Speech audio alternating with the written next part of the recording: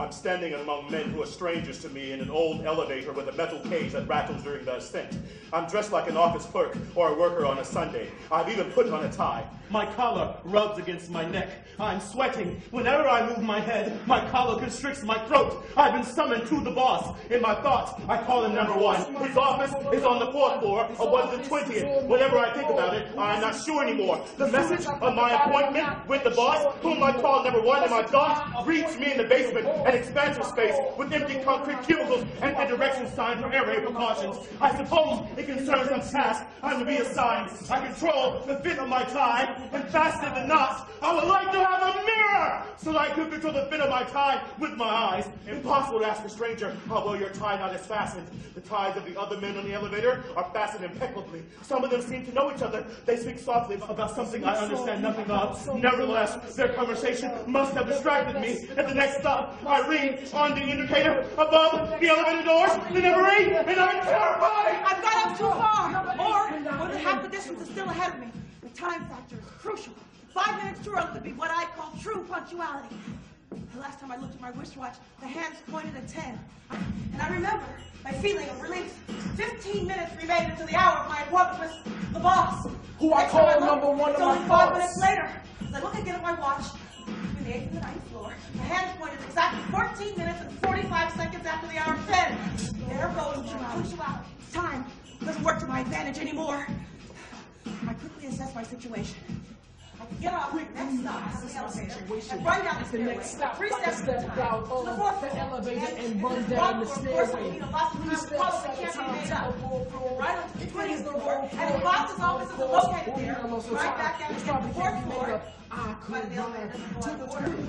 I could run down the stairs 3 steps at a time and break my neck in doing so. Or my leg. Just because I'm in a hurry. Already, I see my watch. Be carried to the office of the boss on the plate in front of his desk. Still ready.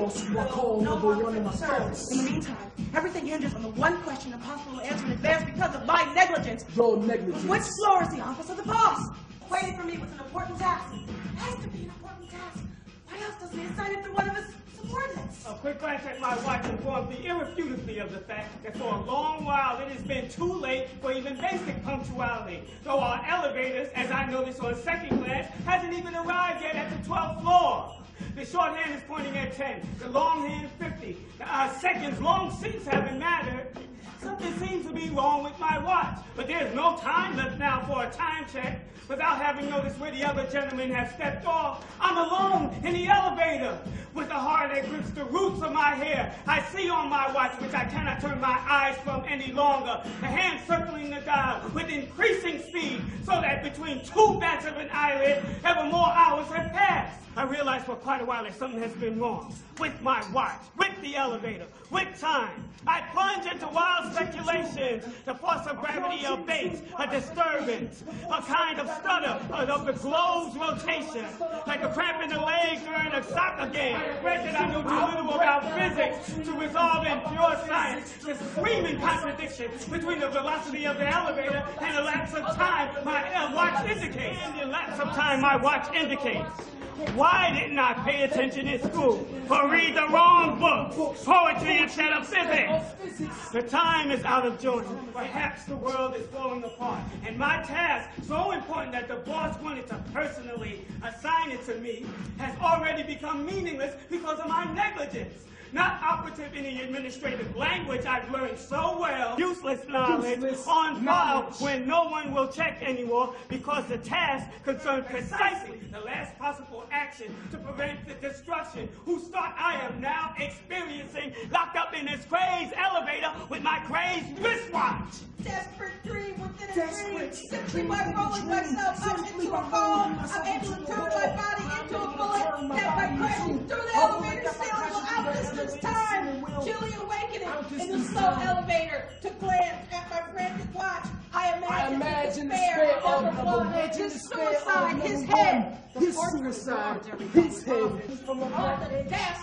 Blood trickling from a black edge hole in the probably right temple. I didn't hear a shot, but that doesn't prove anything. Walls of his office soundproof from the course, incidents were taken into account during its construction, and what happens in the boss's office is none of the population's business. Pilots lonely. I stepped from the elevator without any tax. The now useless tie still fastened ridiculously beneath my chin. Caked mud with vehicle tracks on both sides of the street. A barren plain with occasional grass plots and patches of gray shrubbery reaches hazily toward the horizon, where mountains float in the mist. Two gigantic natives stand in front of a billboard advertising products of a foreign civilization. A menace emanates from their backs. I think about going back. I haven't been noticed yet. Never. My frantic assent to the boss that I would feel homesick for the elevator that was my prison. How shall I explain my presence in this no man's land? I don't have a parachute to show for it. No airplane or wrecked car. Who would believe that I came to Peru from an elevator? In front and back of me, the street, flanked by the plane which reaches for the horizon. How will communication be possible? I don't know the language of this country. I could as well be deaf-mute. I'd be better a deaf-mute. Perhaps there exists compassion in Peru. The only option in Peru. The only option left to me is escape into the space where I would hope no humans dwell. Maybe it's from one kind of death to another, but I prefer hunger to the murderer's knife. In any case, I don't have the means to buy myself off with the small amount of cash I have in foreign currency. Destiny didn't even grant me, the employee of a deceased boss, the favor of dying on duty. My cause is a lost cause. My task?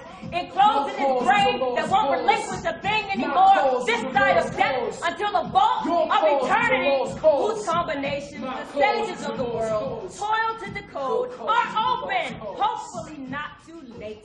I loosen my tie, whose correct fit causes such perfection.